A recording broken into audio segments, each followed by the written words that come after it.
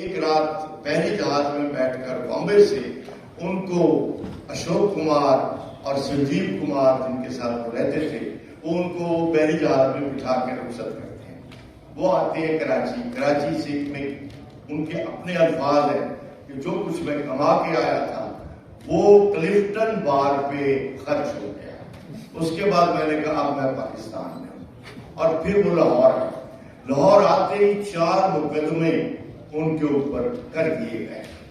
ان کی تفصیل میں نہیں جاتا، خود انہوں نے لکھا ہے، لیکن ایک بات ضرور بتانا چاہتا کہ جو ایک حمید اختر نے لکھی ہے وہ یہ کہتا ہے کہ ایک مقدمے میں ان کو سزا ہوئی اور سزا یہ ہوئی کہ ایک جرمانہ ہوا اور وہ جرمانہ کوئی تھا 75 روپے یا سم تھنگ. یہ جو جج نے یہ کہا، مجسٹریٹ تھا، ایک جج تھا، کہا کہ میں منٹو صاحب کی عزت کرتا ہوں اور ٹائم ہو گیا ہے کورٹ بند ہونے کا، لیکن میں بیٹھا آپ یہ پیسے کہیں سے اکٹھے کر کے لیں.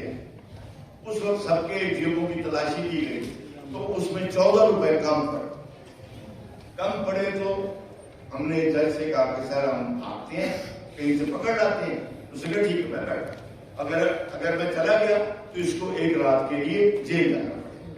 سو حمید اختر کہتا ہے میں بھاگا اور بھاگ کے میں کرشن نگر آیا. کرشن نگر اس کو پتا تھا کہ صوفی تبسم کا گھر بھی ہے وہاں پر، جتنے ادیب جو بہت سارے کشور رحیم کا گھر بھی اس وقت وہیں پہ تھا جو باہر سے آئی تھی اور بھی بہت سارے لوگ. تو کہتے ہیں جو مجھے ملتا گیا، سائیکل پہ تھے، پیدل تھے، میں نے کہا ذرا جیب کی تلاش. کہتے ہیں کوئی آدھے گھنٹے میں 14 روپے اکٹھے ہوئے اور پھر ہم جا کے منٹو کو چھڑا دیا. اور اس طرح منٹو کے اوپر روزگار کے دروازے بند ہو گئے.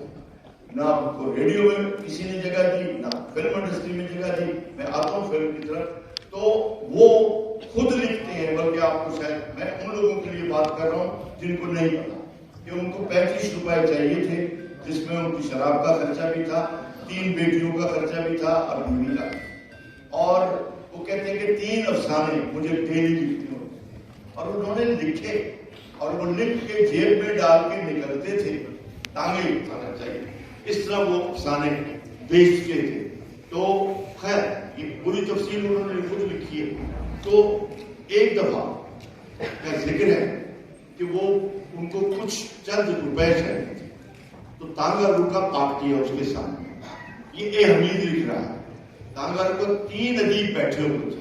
یہ دن کا